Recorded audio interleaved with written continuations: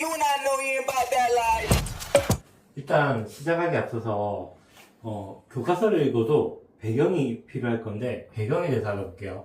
우리가 역사나 세계사를 공부할 때는 정치, 그리고 경제, 그리고 문화 나눠서 공부하면 좋아요. 근데 보통 교과서마다 조금씩 구성은 다르겠지만 시간 순으로 배열하는 것도 있고 나라 순으로 배열하는 경우도 있어요. 그러다 보니까 아이들이 다른 과목 공부하는 것보다 역사나 세계사를 공부할 때 힘들어하는 이유가 뭐냐면 이 나라가 분명히 앞에 나와서 멸망했댔는데 한 두세 장 넘기다 보니까 이 나라가 또 나오네? 뭐지? 이렇게 되는 거예요.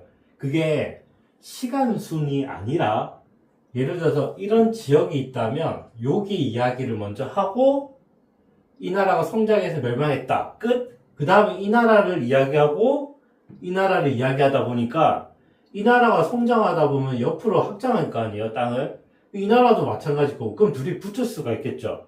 그러다 보면은 누가 이기고 지고 해서 얘가 이겼다. 승자. 얘가 패배했다. 그러면은 얘가 멸망했다. 해서 없어졌네? 아, 그렇구나.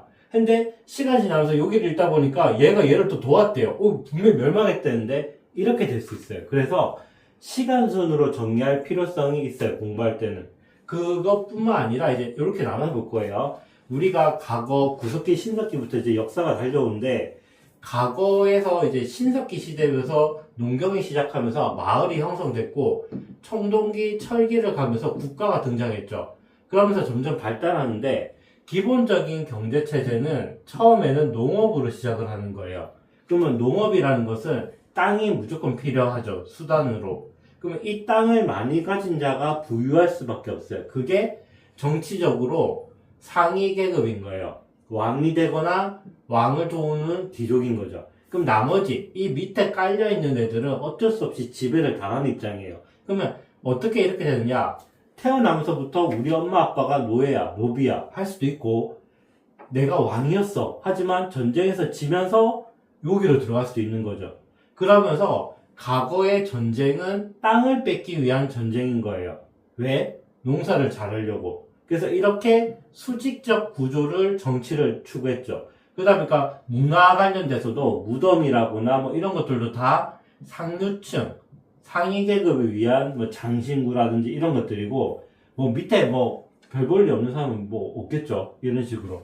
근데 시대가 바뀌기 시작해요. 뭐냐면 세계사에서 가장 큰 게 우리 중세라고 할게요.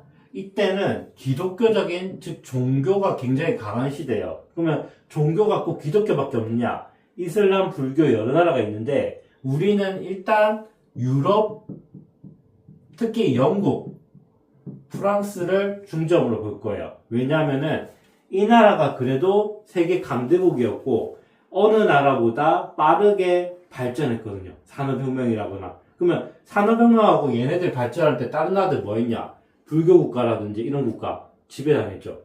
인도라든지 동아시아, 동남아시아, 우리나라 부터 조선부터 다 마찬가지로. 그리고 이슬람은 이슬람대로 발전했고 하지만 그 안에서도 여러 가지 성장과 쇠퇴가 있었죠. 자, 그런 과정 중에 우리는 어쨌든 영국과 프랑스를 중심으로 볼 겁니다. 그러면 영국을 보면 어떤 게 있었냐면 기독교가 있었죠. 그래서 교황이라는 존재가 있었고 그런 과정 중에 성지인 예루살렘을 이슬람한테 뺏겨 버리죠. 그래서 그걸 탈환하기 위해서 중간에 십자군 원정이라는 게 있어요. 거의 100년 동안 전쟁했던 거. 거기에 플러스 우리 최근에 코로나 같은 흑사병이 있었어요.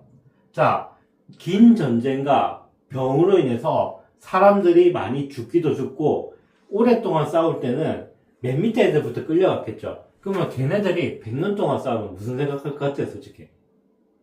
전쟁이 끝이 있을까?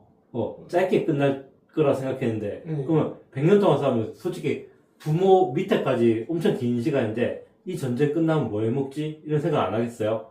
근데 십자군 원정은 굉장히 먼 곳을 원정하면서 싸웠단 말이에요. 그러다 보니까 생각이 바뀐 거예요. 여기에 전쟁에 어쩔 수 없이 참여한 애들 중에는 자유를 원했어요. 교황이랑 왕이 이기면 뭔가 자유라거나 땅이라는 거 보상이 있었겠죠. 근데 막상 전쟁은 결과적으로는 졌어요. 실패했단 말이에요. 그래서 교황이 완전 바보가 된 거죠. 당연히 이거는 성스러운 전쟁이고 우리가 이길 거라 생각한 거예요. 근데 졌단 말이에요. 그러면 그 책임은 누가? 교황이 다지겠죠. 따지겠죠. 당신 기도 제대로 한 거 맞냐고. 왜 우리가 졌냐고. 아니면 신은 있나요? 하나님 있어요? 이럴 수도 있다는 거예요. 그래서 그런 부분에 문제가 발생하죠. 그리고 많이 죽고 하니까 이거 전쟁 끝나면 뭐 해먹고 살지? 했는데 저기 예를 든 거예요. 저 검은 색깔 물 뭐지? 되게 뽀글뽀글한데 되게 먹으면 맛있네? 야, 저거 우리 동네 가서 팔면 돈 되겠는데? 콜라 같은 거 예를 들어. 이런 것처럼 향신료는 특이한 것들을 발견한 거죠. 그걸로 먹고 살면 되겠다. 그게 상업의 시작인 거예요, 이제. 그전에도 있었지만, 유럽은 농업이 위주였어요. 이슬람은 상업이 오히려. 그래서 상업과 집에서 간단하게 만들기 시작하는 상공업이 발달하는 거예요. 그러다 보니까 뭐가 문제가 있냐면, 밑에 애들도 부를 축적하기 시작한 거예요, 이제. 돈. 그리고 농사를 안 지니까 땅이 있어도 의미가 없죠. 그래서 귀족들이 몰락하는 거예요. 교황하고.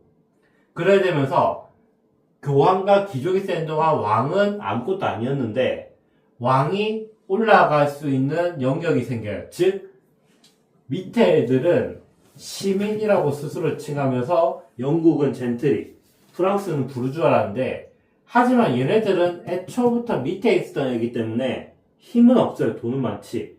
근데 왕은 권위는 있지만 힘이 없어요. 왜? 돈이랑 이런 게 원래 얘네가 쥐고 있었단 말이에요. 근데 얘네들이 은밀하게 이제 스폰을 한대요.